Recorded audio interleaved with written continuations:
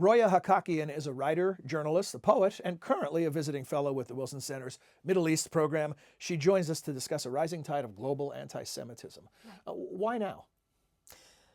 Because I think we have been very alarmed in reaction to the most recent war in Gaza, between Gaza and Israel. And I think in addition to that, there are a lot of interesting changes that have come about, as I specifically discussed this afternoon. In Iran, for instance, that we always assume, or at least most recently assume, that anti-Semitism has been on the rise in the Middle East. And the most recent report from Anti-Defamation League says that Iran has gone in the opposite direction. And I think looking into that, given the political circumstances overall in the Middle East and then focused on Iran, gives us some excellent lessons about the region.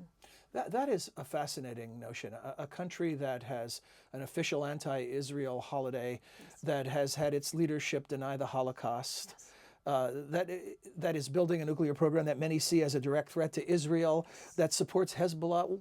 It's such a contradiction. How do you explain it? Whose president officially said that he wishes to wipe Israel off the map of the world.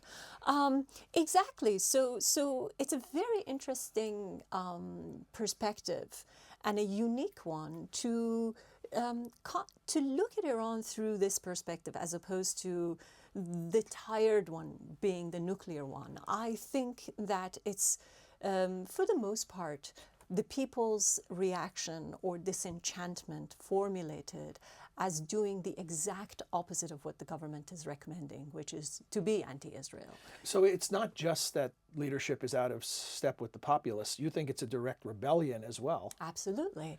I think these rebellions in Iran manifest themselves in a variety of ways. I pointed to a report by Timothy Garton Ash about a decade ago in the New York Review of Books, where you assume by looking at the people being veiled, at women being under Islamic uniform, at the regime being the only theocracy running in the world at the moment. Mm-hmm. And you assume that, people's sexualities are extremely repressed, whereas Ash reported that he was being invited to orgies in Tehran, which is incredibly unheard of. And I think with respect to the issue of anti-Semitism, this is also another reaction. When you try to clamp down on sex and sexuality, people rebel by being, hypersexualized. And I think the reaction of people to reject the regime's propaganda against Israel has been the same. Beyond the big picture, your own personal experience growing up Jewish in Iran, what did you observe on the anecdotal level that informs your research? One of the best stories I captured in my memoir, which was released 10, 12 years ago. And well received. Well received. I say about it that I wasn't executed after it came out, which to me is good news. I recount an episode in high school when bathrooms were segregated for Muslim students and non-Muslim students. And I'm sure in America this reeks of racism. We remember whites-only bathrooms, mm-hmm, and as Americans, and then colored people's bathrooms. And this happened in my lifetime when I was in high school in Iran. But in response, what was astonishing and really moving, especially when I was looking back from the perspective of 20 plus years, the kids in the school didn't abide by the rules.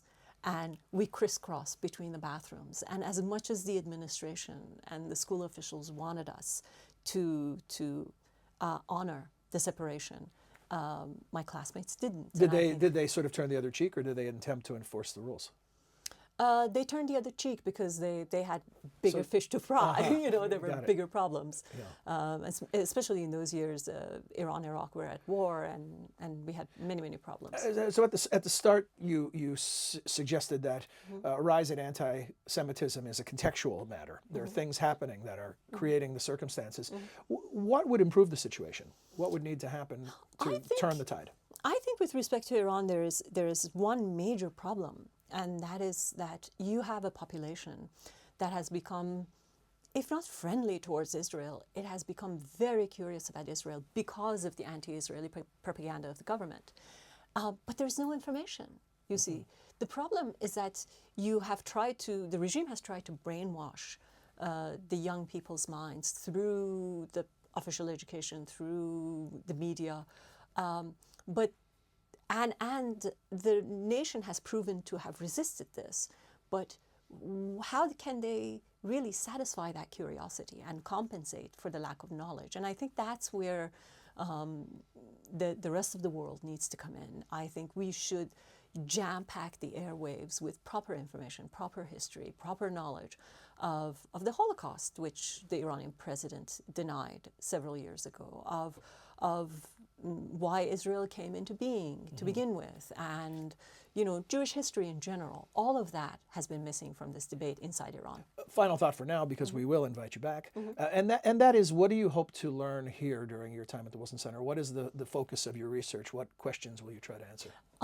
I want I want to give everybody a break from the nuclear discussion, because I think it has become an exhausted and useless subject as far as informing. But it's not going to go away. Us. It's not going to go away, I know. But I want to at least create another perspective that, in my view, is far more illuminating about what goes on in Iran than anything else. And that's the view of religious minorities, and namely the Jewish community. Roya, thank you for joining us. Thank you for having me. Pleasure. Thank you.